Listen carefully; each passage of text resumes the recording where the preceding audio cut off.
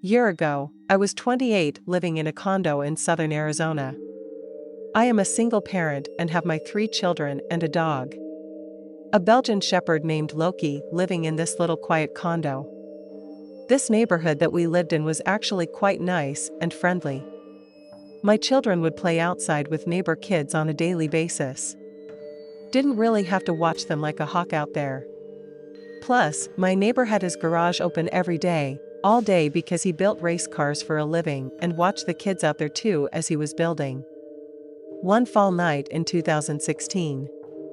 I was doing my usual chores, vacuuming, cleaning the rooms, washing clothes, etc.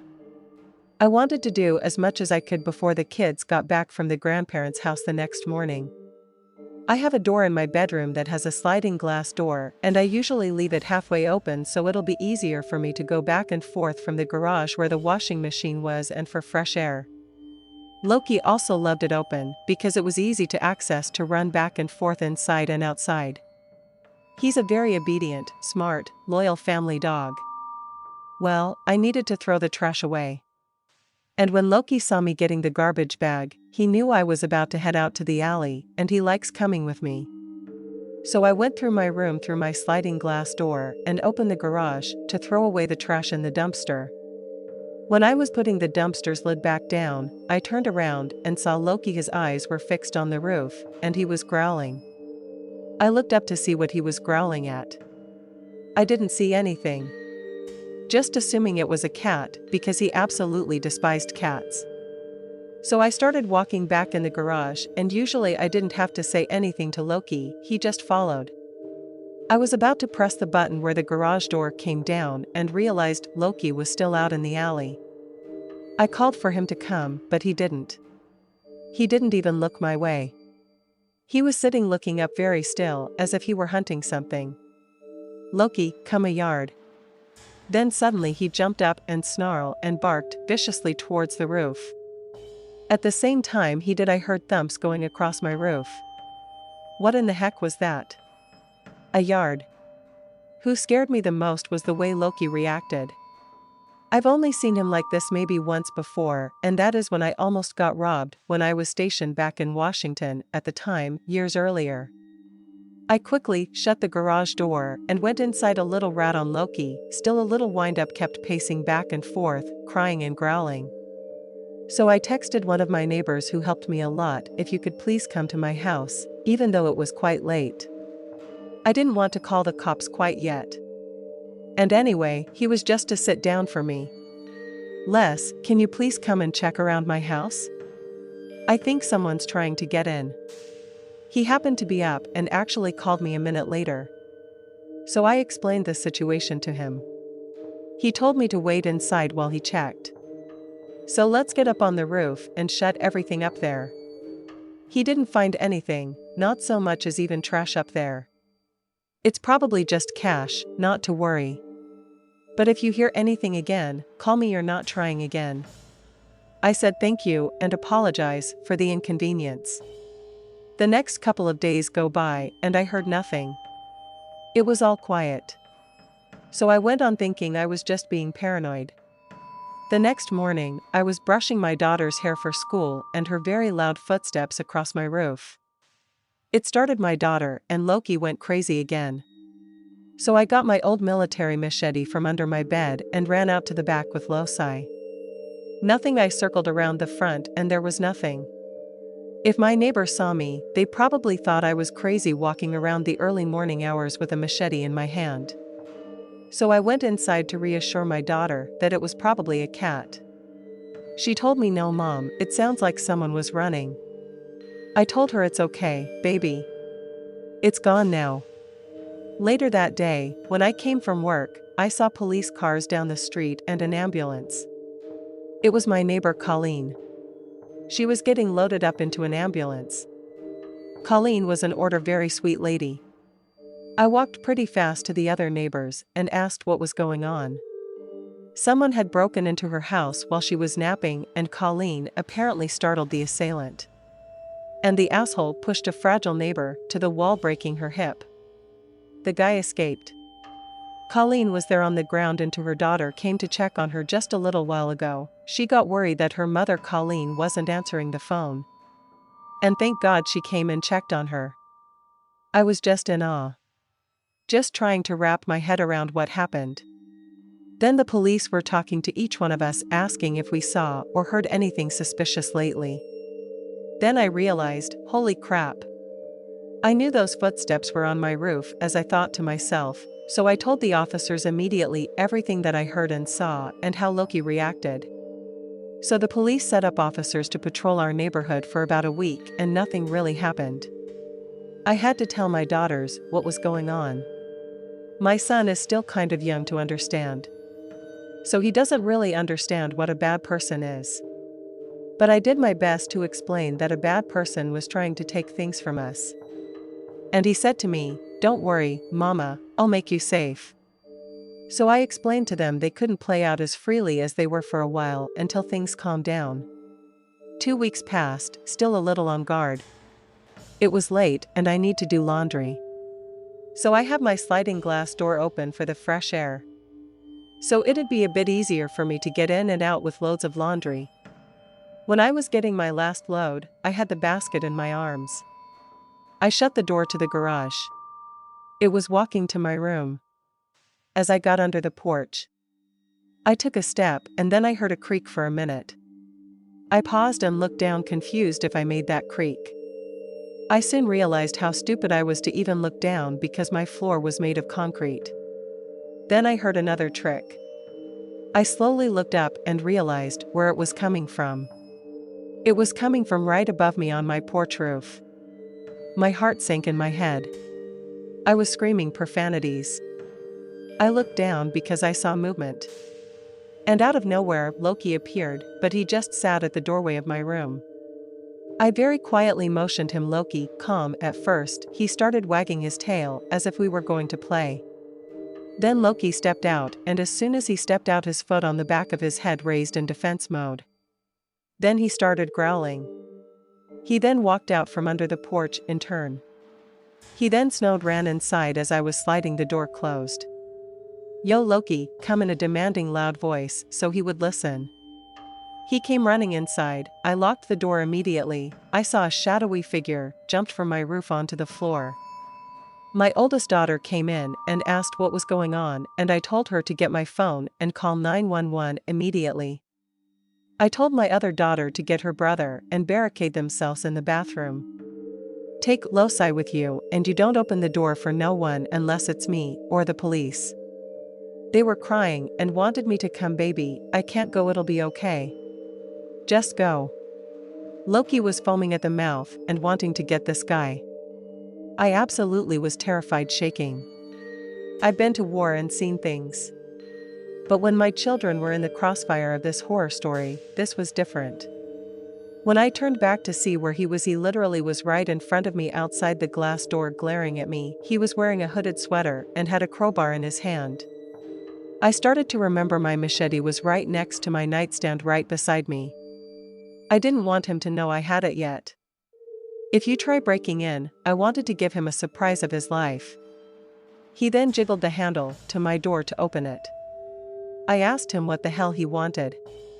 He said, "Look, you and your kids don't have to get hurt. Let me in. Let me take your TVs." I was like, "Here. That's not going to happen, asshole. My husband is coming home right now." He replied with a grin. "You don't have a husband." My stomach dropped. He was rattling my door and yelling, "Let me in." Then hit my door with a crowbar, but it didn't shatter. My kids were yelling, crying hysterically. They opened the door. "Let Loki out. Look, him sprinting into the door," enraged. "I'm going to kill that freaking dog. Then your kids, then you." He started hitting the door harder and harder. I ran to get my machete and yelled for him to come on. Then a glorious sight. An officer jumped the fence and told him to put his weapon down. The guy turned to the officer and the officer tossed him for squad cars came. I went to go get my kids. I opened the door. They were all rattled and come running towards me, giving me tight hugs. He was charged and sent to prison. My kids are still going to therapy, but are getting better. I'm doing whatever I can to help my kids cope with everything. Loki is still with us, and we love him very much.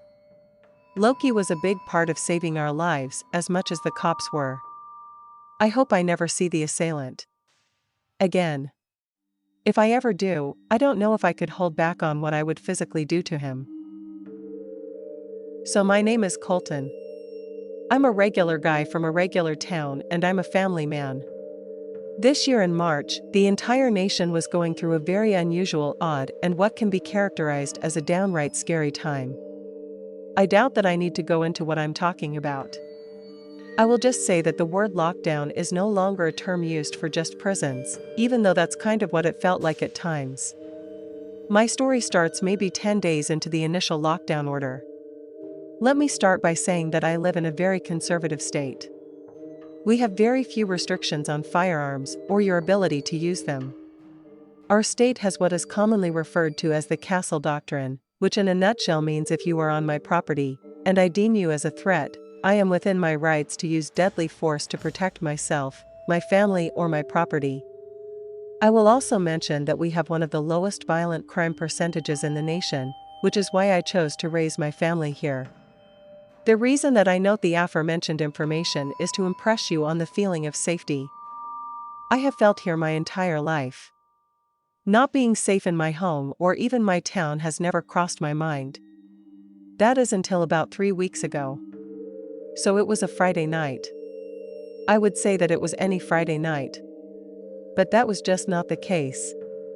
After 9 p.m., there is nothing, and I mean nothing. Not a car, not a bike. No people, heck, no noise at all. It's almost like The Walking Dead, minus the zombies. This particular night we had broken out the board games include was the decided upon game. About 25 minutes into the game, my 16-year-old son bumped my shoulder and asked me, "Hey, PA, did you hear that?" I replied, "Hear what?" He said that he heard something like a tapping up between me, him, his 2 sisters, and mom. There was quite a bit of talking and laughing.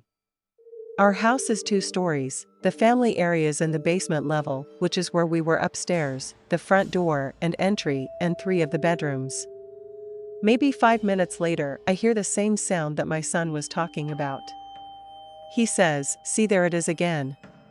I told him that this time I heard it too, and that I would go up and have a look. I went up the stairs and started towards the front door when I heard a very loud knock. A pounding would be more accurate on the front door. I stopped in my tracks. The upstairs lights are off and it's quite dark. I decided to peek through the blinds as to who the heck might be at my door. My front porch light was tripped. So I knew something was out there, but I could see nothing. I do have a security system that has a front door camera. So I retreated downstairs and grabbed my tablet to have a look at what triggered my light and pounded on my door. I went back 10 minutes to about the time my son first heard the noise. The light came on and the camera recorded the tap exam, but there was nothing there. The light goes off after 60 seconds of no movement. A few moments later the light again comes on in the system, again recording the tapping, but still there was nothing. 3 minutes later, the system is activated again. And this time is the pounding. And again, there is nothing there. I thought maybe that there was an issue with the video. So I activated all 6 cameras and ran a diagnostic. Everything seemingly was running perfectly. My son asked me if he could try something. I said short-handed over the tablet. He reminded me that these cameras have a night vision capability. He rewound the video on the first tape and used the night vision setting. 2 seconds before the light came on, the camera caught a disturbing image. It was a shape. It was almost transparent at first, it moved seemingly without touching the ground.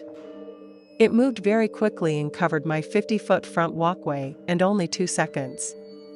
My son asked me seriously, "Dad, what is that?" I told him I had no idea.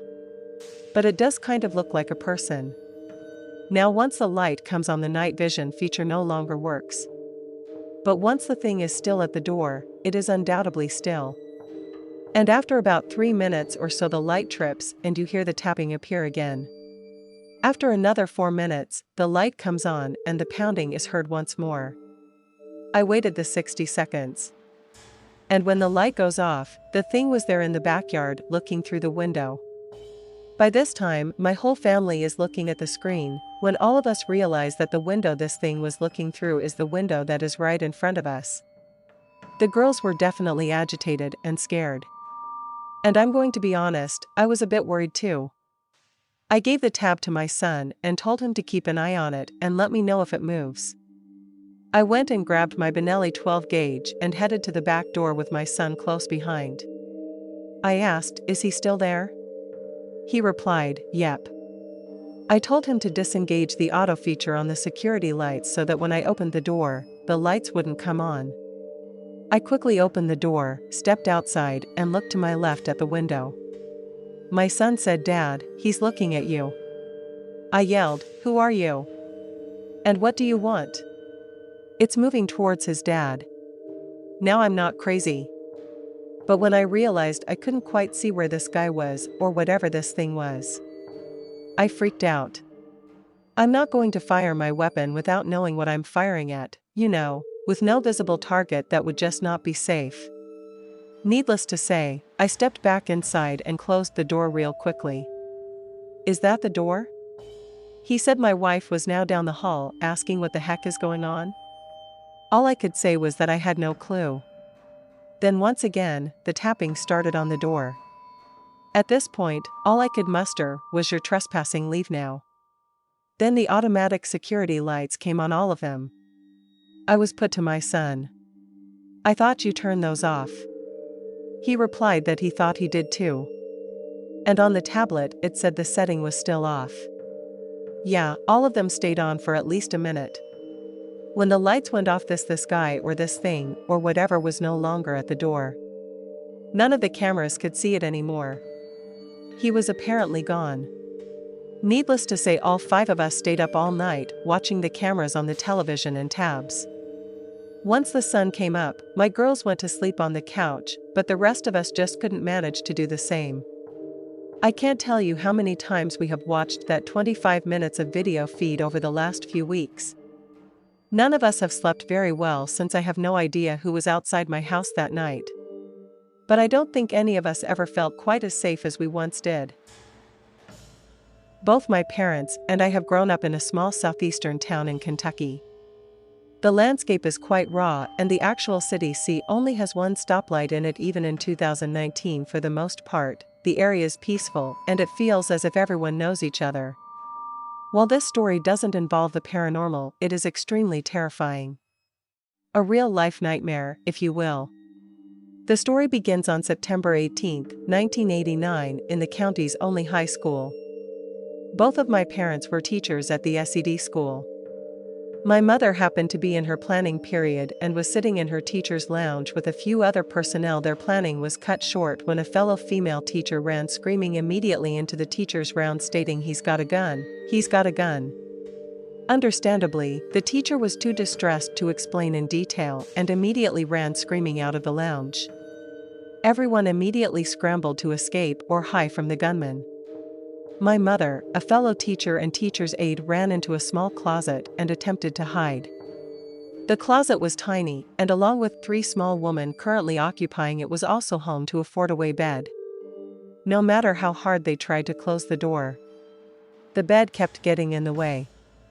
They were afraid to open the door and shove the bed out, as it would be a dead giveaway that someone was in the closet. After the initial shock, things began to quiet down in the school. They could hear a few shots fired, but had no idea how close the gunfire was in proximity to them. They literally crammed like sardines in a hot closet, unsure when or if the shooter would come for them, though they tried to remain silent. My mother did make a plea for their salvation, as it was almost certain they wouldn't make it out of the school alive. The time tucked away slowly, and after an hour of being in the closet, they began to hear footsteps. The footsteps were slowly coming down the hallway toward the room. They were in soft sounds, clicking as someone was searching around the hallway. As they came closer, the footsteps stopped in the doorway of the teacher's lounge. It was almost as that they could feel a pair of eyes searching the room from top to bottom, looking for any sign of life. My mom and the other woman had their hands on the doorknob, trying to keep it closed as much as possible. They were almost certain this was the end. Suddenly they heard the person walk away and enter a nearby bathroom. My father also had a free first block, so he was seated at his desk, trying to catch up on grading student assignments. Suddenly, he heard a loud noise, which he said sounded like a large table falling over. He wondered at what the sound might be, but figured it was simply a table that had gotten knocked over or someone had dropped several textbooks. Unlike the teacher's lounge, my father's classroom was located upstairs in a smaller portion of the school. While he continued grading papers, he began to hear someone running down the hallway. It was a teacher that seemed to be searching through the classrooms. He stopped in the doorway and said one of the kids brought a gun and has taken hostages, wanting to evacuate the other classmates immediately. My dad quickly said, "I'll take the right side of the hall, you take the left." They then set off running down the halls and notified teachers and students. However, most of the classrooms had already been emptied. They would find out later that many of the classrooms had heard the initial gunshots and realized instantly what the sound was. The first floor classrooms to try to evacuate by either running to the far stairwell or jumping out the windows into the parking lot. The classroom doors had small windows in which you could see people passing outside. The classroom that was located across the gunfire had been too scared to exit into the hallway, at risk of being shot. The students were all jumping out of the windows in droves. Their poor teacher was heavily pregnant, and the windows were quite narrow and only slanted slightly when they opened. It took a great deal of effort, but they got her out of the window. The students and teachers were scared for their life, not knowing if the shooter would suddenly barge into the room and begin shooting as they tried to exit. My dad eventually located a classroom that had not been evacuated. He ran over to the teacher and explained the situation. He then spoke to the students and told them, "You need to exit the school right now. Don't take your belongings, don't go to the bathroom. Don't talk to anyone. As quietly as you can, take the first stairwell and don't look behind you, go now." My dad is likely one of the most laid-back individuals you could ever meet. The students knew this and listened closely, knowing the situation was dire. Everyone rushed to the far stairwell away from the gunman and exited to the bus garage. Dad said that the police arrived within minutes of them emptying the building and corralled everyone over to a funeral home that was across the road from the high school. Within 30 minutes, a SWAT team arrived and have set up a perimeter, both inside and outside of the school. A family member had found out about the situation and called my grandfather, my mother's father. He had rushed to the school to check on his daughter and son-in-law. As my dad was waiting with the students in the funeral home parking lot, he began to search for my mother. My father asked one of the teachers that had been in the lounge, my mom, if he had seen her. He said he thought she was outside. Dad once again searched through the crowd, asking if anyone has seen my mother. By this time, my grandfather had arrived and asked my father where my mom was. He said that he couldn't find her. He again asked the teacher who had been in the lounge with her, and he said, "Well, come to think of it, I remember her saying that she might hide in the closet."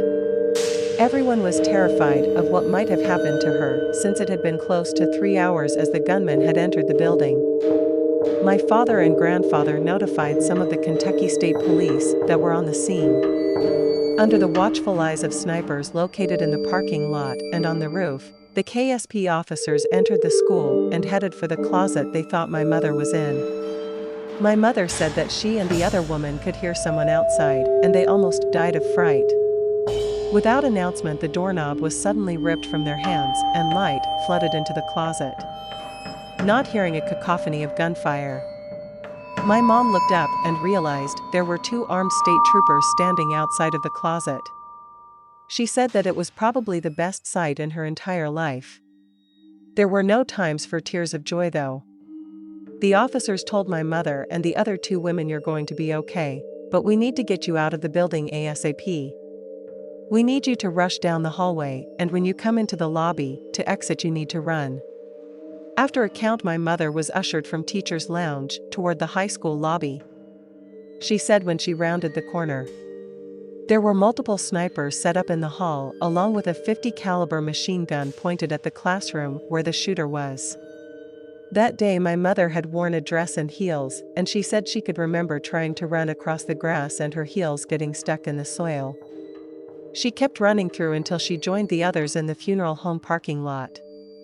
The initial takeover epic gun around 9:50 a.m. during the first block of classes. The shooter had entered the school with 3 guns, 1 shotgun, a .357 pistol, and a .44 caliber Magnum, and walked into his first block class.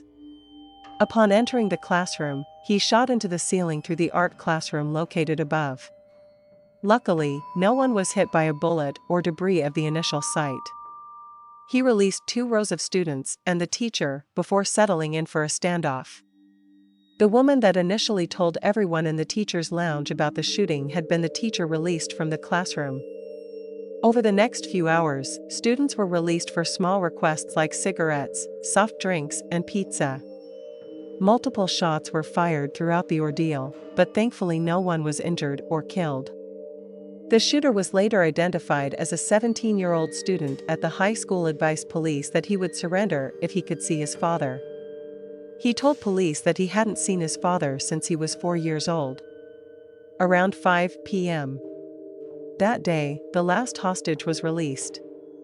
The Kentucky State Police eventually negotiated a surrender before his father could arrive from Florida.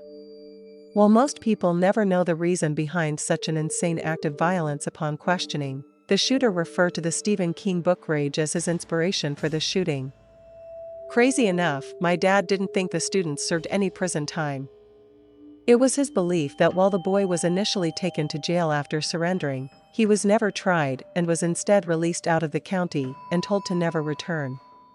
I guess 1989 was a different time. My dad says that word had quickly spread after the takeover and that many parents had arrived to the scene and were looking for their children. One of them, as my father was some, was that my dad wasn't for sure. And that's what he told the parent. However, he had been too afraid to tell him that he thought he was currently being held hostage. It turns out he was. Many of the students held hostage suffered from PTSD and had to undergo counseling for many years. Fortunately, no one was physically harmed though. Once my parents were finally released from the scene, they had driven straight to my babysitters to pick me up. Being less than a year old, I was oblivious to the chaos that my parents had experienced that day. They say when they saw me, they picked me up and pray that the little girl would never have to experience anything like that.